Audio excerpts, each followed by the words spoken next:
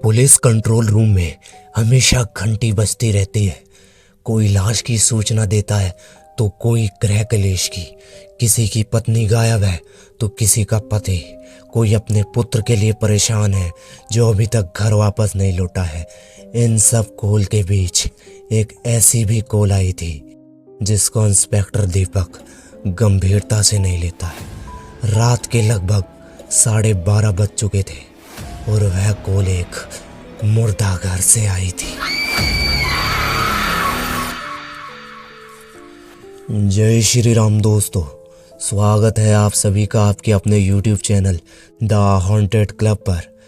चलिए समय व्यर्थ ना करते हुए शुरू करते हैं अपनी आज की कहानी को। Hello, it's PCR। हाँ बोलिए, पुलिस कंट्रोल रूम। मैं कटरा मुर्दा घर से बोल रहा हूँ। हाँ, आप कौन है? आपका नाम? मैं एक सफाई कर्मचारी हूँ, मेरा नाम दिनेश है। अच्छा, तो बताइए क्या हुआ? यहाँ मैं नाइट शिफ्ट कर रहा हूँ, मेरे अलावा यहाँ कोई भी नहीं है। मैं एक कमरे में झाड़ू लगा रहा था, तभी मुझे लगा कोई एक कमरे से दूसरे कमरे की तरफ दौड़ते हुए गया। मैं बहुत डर गया हूँ। क्या आप यहाँ एक बार आकर देख सकते हैं? अरे कोई बिल्ली होगी।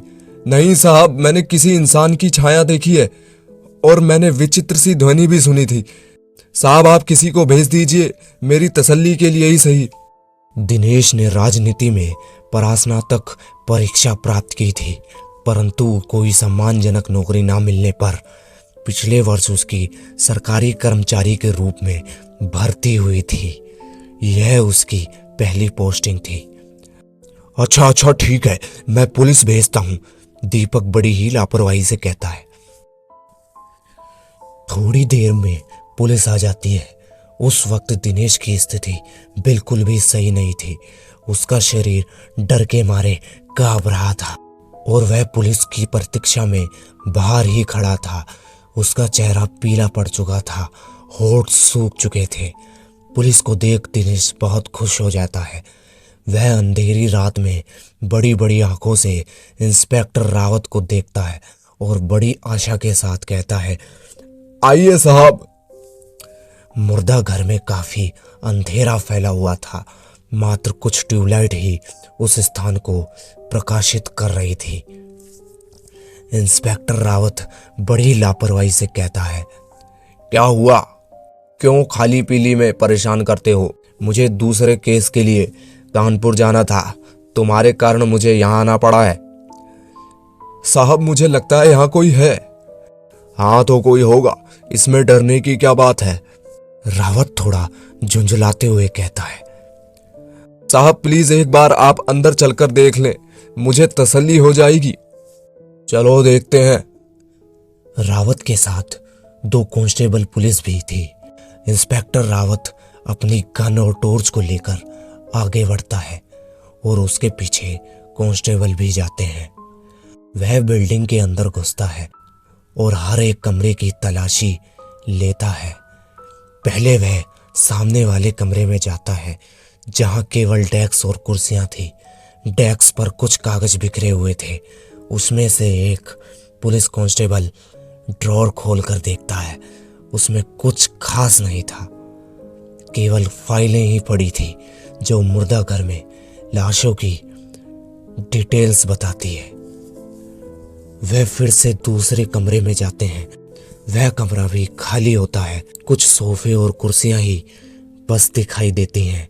शायद वह प्रतिशाल्य कक्ष था जहां डेड बॉडी के संबंधी लोग प्रतीक्षा करते होंगे। दिनेश भी पुलिस के साथ ही था। अब वह लोग लॉबी से होते हुए दूसरे कक्ष में जाते हैं। तभी उन्हें कोई एक औरत एक कमरे से दूसरे कमरे में भागती हुई नजर आती है। यह देखकर इंस्पेक्टर रावत तुरंत उसके पीछे भागने लगता है। इंस्पेक्टर रावत उसे रुकने को कहता है। वह कुछ भी नहीं सुनती और भागते हुए सबसे अंत वाले कमरे में चली जाती है। पुलिस उसके पीछे पीछे भागती है। अंत में वह औरत ऐसे कमरे में प्रवेश करती है। पुलिस तुरंत उस कमरे को खोलने का प्रयास करती है, लेकिन कमरा बाहर से लॉक होता है। रावत अचंभे से देखते हुए कहता है, वह इसके अंदर कैसे जा सकती है? यह तो बाहर से लॉक है। यह देखकर रावत और पुलिस के पसीने छूटने लगते हैं। उन्हें समझ नहीं आता कि एक बंद कमरे से कोई अंदर कैसे जा सकता है। दिनेश लंबी सांस लेते हुए कहता है, साहब मैं दरवाजा खोलूं? कुछ पल तक तो रावत कुछ नहीं बोलता। सारे लोग एक दूसरे को देखने लगते हैं। दिनेश फिर से बोलता है, साहब साहब दरवाजा खोलूं? रावत चौंकते हुए कहता है, हाँ खोलो, तुम्हारे पास चाबी तो है ना? हाँ साहब। और दिनेश दरवाजा खोलने लगता है। रावत अपनी गन और टॉर्च लेकर एक्शन में आ जाता है, जैसे उसे किसी बड़े अपराधी का सामना करना हो। वह दरवाजा खोलकर टॉर्च से चारों तरफ देखता है। तभी दिनेश कमरे की लाइट ऑन कर देता है।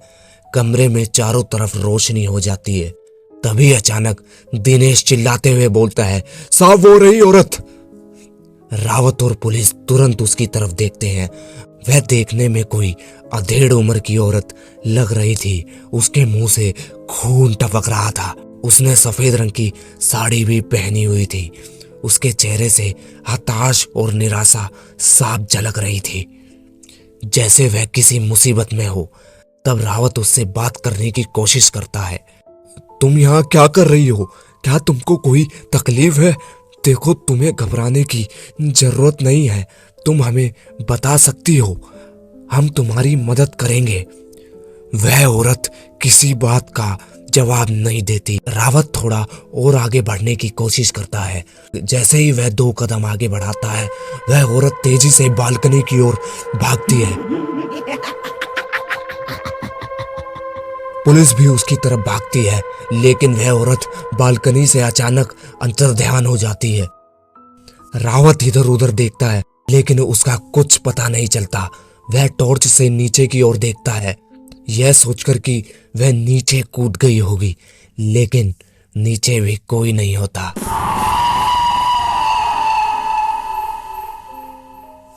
तभी उन्हें एक दूसरा दरवाजा दिखाई देता है। वह भी लॉक था। रावत दिनेश को कहता है, दिनेश ये दरवाजा भी खोलो। दिनेश कांपते हुए हाथों से दरवाजा खोलता है। वह कमरा बिल्कुल खाली था और उस कमरे का तापमान समझ के पार था, क्योंकि एक विचित्र सी सीलन के साथ ठंडक थी जो पहले कभी अनुभव नहीं हुई थी। साथ ही पूरे कमरे में दुर्गंध फैली हुई थी। रावत टॉर्च ऑन करके आगे बढ़ने लगता है। दिनेश स्विच ढूंढने लगता है। रावत देखता है उस कमरे में 2 गुरनियां थी। एक खाली थी और एक चादर से ढकी हुई थी, जो ऊपर से देखने पर इंसान की बॉडी की तरह प्रतीत हो रही थी। पुलिस अपनी नाक पर रुमाल रखकर आगे बढ़ने लगती है। रावत कांस्टेबल को कपड़ा हटाने को कहता है। वह जैसे ही कपड़ा हटाता है, तभी दिनेश लाइट ऑन कर देता है। सारे पुलिस और दिनेश डेड बॉडी देखकर चौंक जाते हैं कि यह तो वही लड़की है जिसे हमने अभी भागते हुए देखा था। रावत उसके पैरों में फंसे हुए टैग की ओर देखता है तो पता चलता है कि उस औरत को मरे हुए पूरे 4 दिन बीत चुके हैं। तो दोस्तों, यह थी आज की कहानी। आशा करता हूँ आप सभी को बहुत पसंद आई होगी। तो जल्द मिलते हैं एक और नई कहानी के साथ।